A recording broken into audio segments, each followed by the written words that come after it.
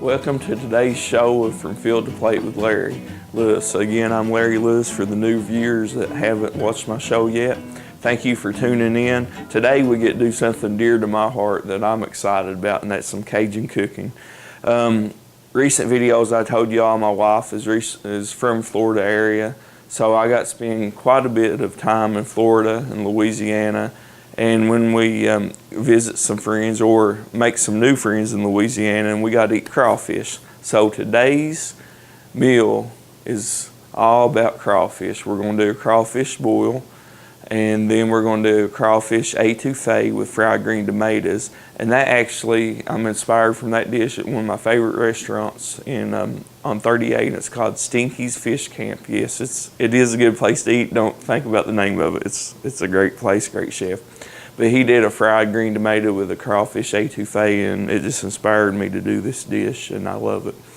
So what we're going to get started is on our crawfish boil. I've already got the water started because it takes a while to get that. And when I get the water started, I always put onion and my Cajun seasoning and spice, my crawfish boil, and butter in the water that's boiling on the stove. Depending on what size crawfish boil you do, it depend on how much of each you put in it. I kindly eyeball that. I'm sorry, I don't have a real good set recipe for that, but we will come up with one for a guideline to go by. Into that, I always add a whole lemon, and you can be rough with this. I just quarter it, and I want to drop it down in the pot. We got potatoes and corn on the cob, sweet corn and new potatoes. You can do the mini ears because that when you eat this, and you'll see at the end, you'll have crawfish, you'll have potatoes, you'll have sausage and all that. So actually put all this in at the same time, the potatoes and everything. Usually takes about 15 minutes for the potatoes cook, and corn. I always use whole potatoes because they stand up better if you cut them and quarter them. If they cook too long, they turn to mush, so that's why I use whole potatoes. They just hold the shape better when they're boiled. So into my boiling water, I'll put that in there. Let that get started good. I always put garlic in it, and I use fresh garlic. This one's a little tough. I'll put all my weight in this one. This is whole clove or whole head of garlic.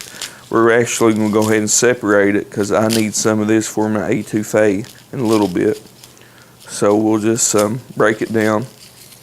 Good tip, something good on garlic while we're talking here and I'm getting one ready, is roasting garlic. You can take a whole clove, get you some aluminum foil, make you a little bowl. You cut the top part off like this. You cover it in olive oil, wrap it back in aluminum foil, throw it in the oven for about 20-30 minutes, and it brings out the flavor and it makes it really good.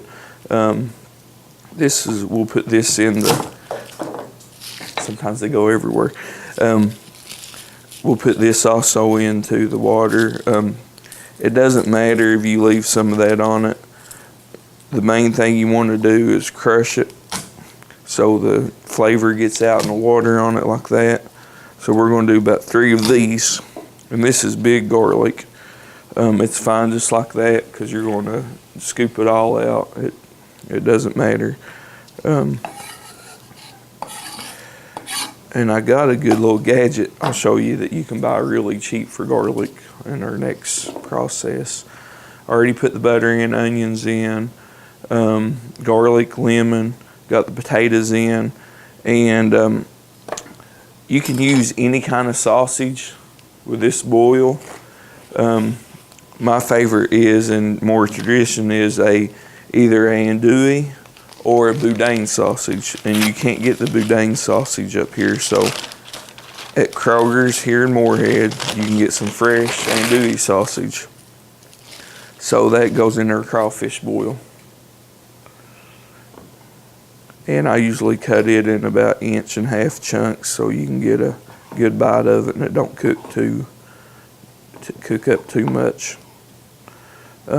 This is only a 3-pound crawfish boil, so I only got 4 links and about 1 pound of potatoes and about 4 ears of corn cut into quarters, and that'll feed a couple, 4 people, depending on how much you eat. Since we have so much food today, we can share and do pretty good today. So after I cut my sausage up, we'll add it to the boil and actually let it cook for probably about 30 minutes, 20-30 minutes. And when we come back, we're going to start on the crawfish etouffee. What we have is a 1.5 stick of butter in my iron skillet. When that melts down, we're slowly going to add our onions, bell peppers, and we also got to add about a teaspoon of flour. You go ahead and do that. Actually, what you're kindly making is a roux. A roux is an oil-based flour mixture that thickens sauces. So it should be enough flour in it. We can add a little bit more if we need to later. And it actually is what Cajuns use and others to thicken sauces. Also, when you make gravy, it's actually a roux when you start out. So we let this get melted down good. We'll turn the skillet back up a little bit.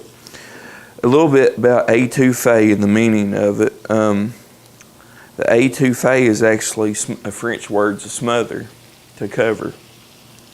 In the South, they use it for a lot of things. Today, for instance, we're going to make a crawfish etouffee. You can add shrimp. I've eaten it with grilled fish and etouffee, either shrimp or crawfish on top of it. So if you can see, my butter's about melted. And my flour is about melted. You want to keep stirring this because you don't want your flour to burn. And you want to keep your heat on about medium. You don't want to get too hot because this actually goes pretty fast. To this mixture, you actually want to add your green peppers. This is half of a bell pepper. You want to add it to it. Then you want to add, it's a medium onion. Add it to it. And to this, I got a little bit of beef broth that we're going to add to it just to thicken it a little bit, or to thin it down a little bit while it's cooking. Here's a little gadget I was telling you about. You can squish it and get the husk or hull, whatever you want to, off your garlic. You can buy, I think this might be Pampered Chef or something, but you can get them at Walmart in different places. You just put your garlic in it, and you crush it, and then you just roll it back and forth like that. You probably can't hear it, but it does a good job. It comes right out the end. All the stuff's off of it. That one was a 2-piece one, so we'll have to put it back in there. And actually you just roll it a couple times. There we go. You just got to put enough pressure on it to break it down. So to our bell peppers and onions, you want to add a little bit of minced garlic.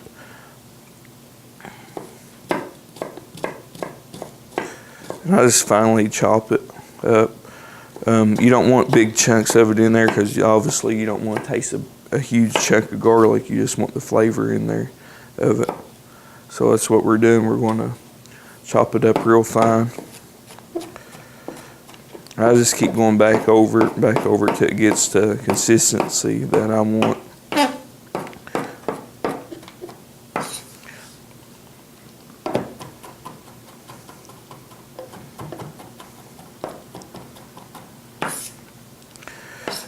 You could probably use garlic powder and stuff like this, but I like using fresh garlic. If you don't want to chop it up, you can buy garlic that's in a produce aisle that's already chopped up real fine. It's good to use. I try to use it fresh whenever I can. But I do keep that at home and I do use it because it is handy if you're wanting to do it real quick and you don't want your hands to smell like garlic. Just pop a top on it and get you a teaspoon out. And you got chopped garlic already ready to go.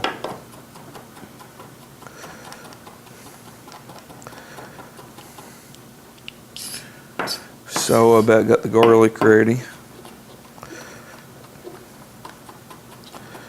We want to add it to our onions and peppers and butter that's already in here. We're going to turn this up just a little bit. Get those onions softened on up. This is a pretty good seasoned cast iron skillet. If you don't have a good seasoned cast iron skillet, use a non-stick pan or something like that, because you definitely, with flour and stuff, you don't want it to be sticking to the bottom and burning and all that good stuff. So when we come back in a second, we're going to finish our etouffee. So getting back to our crawfish etouffee, this is a pound of tail meat. You can either buy a whole bunch of crawfish and get the tails meat out of them, or you can go to your local market and get a pound of crawfish meat tail already out, and they're just little tiny tails. So you add that to it and all the yumminess with it. This is pre-cooked and pre-seasoned crawfish tails. I hope you can get a good close-up of that, show the viewers at home. Mix this into your etouffee real good. To this, we will add a little bit of salt and a little bit of Creole. I use a Tony's Creole seasoning, and I just put a little bit in it. That's my favorite. And just a little bit of table salt added to that. You don't want it super salty. Then we want to turn it back on high, get it cooking.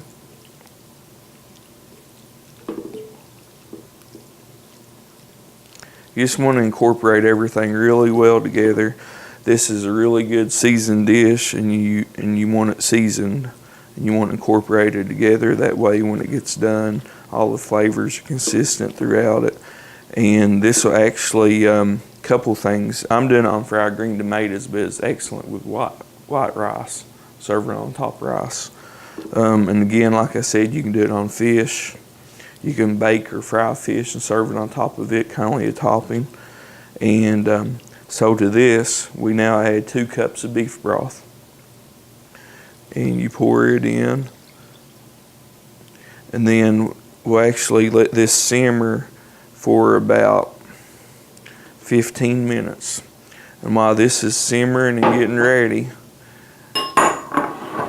we're going to be making our fried green tomatoes when we come back from the break, and we'll also give you a sneak peek of the crawfish boil. We're back to cutting the green tomatoes. My favorite is a mixture in between half ripe and half green. I think they taste the best. But I try to get somewhere around a 1/4 inch thick so tomato holds good together and you got a good bite to it. We're getting ready to fry these tomatoes. And what we'll do, I'll show you the process of that. And then we'll get them fried up. When we get our fried tomatoes done, I need to stir my crawfish etouffee. So I don't know if y'all can see this or not. I know I'm stepping away from my cutting board a little bit, but you just want to keep it stirred and it'll thicken like a gravy or something as it cooks. So that's looking good. Also, I want to show y'all something yummy. This is what we're going to be eating in a minute. This is our crawfish boil, and it won't be long. You'll be ready to eat.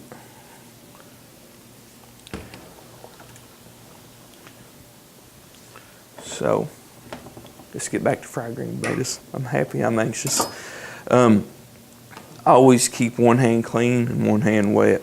I got egg mixture, And what I do with my tomatoes, I'll sprinkle them with a little bit of my Creole seasoning. I think it's best to season before you fry it because the seasoning actually sticks to the tomato. I only do one side because it's kind of a strong seasoning.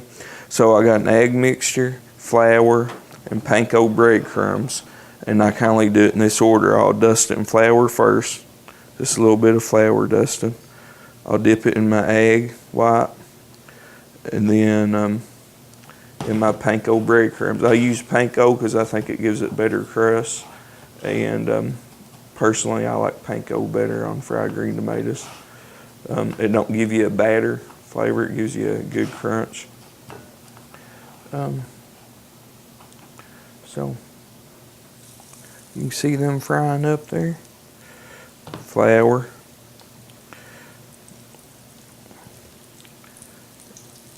Egg mixture, panko.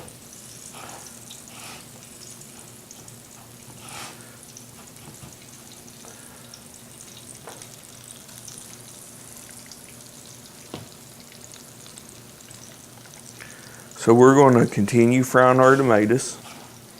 Y'all get the idea of this. You might have your own version of how you like fried tomatoes. You don't have to use mine. This is just how I like it. We'll get these fried up. When we come back, the etouffee will be done. The green tomatoes will be done. The crawfish will be done. We'll have a spread sitting out here, and we'll be ready to eat. Our crawfish etouffee is done with our fried green tomatoes. If you can look at it, we got one fried green tomato etouffee topped with a fried green tomato and more etouffee and a little parsley as garnish. Our crawfish boil's done. We got our crawfish, our corn on the cob potatoes, and our andouille sausage, and we're ready to feast. Thanks for tuning in. Thanks for sharing this. This is part of my soul, part of my cooking love is this type of food, and crawfish and shrimp and seafood. Two of my favorite all-time dishes by far, and this was influenced by my time in Louisiana and Florida. Thank you. We welcome you later back to our feast. I want to thank MTTV for allowing me to do this, for sponsoring this and hosting this show here at their place. You can tune in and find the recipes for these dishes on the website. Thanks. The proper way to eat crawfish: pull it from the tail. You gotta take the head, squeeze it, suck the juice out of it, and they'll get down your chin. Then you take the tail, you pull it off, then usually you can just take your thumb right here and pull the meat out. Sometimes you gotta take the first little, yeah, like that, and the meat comes right out. Yeah. Be prepared to get messy.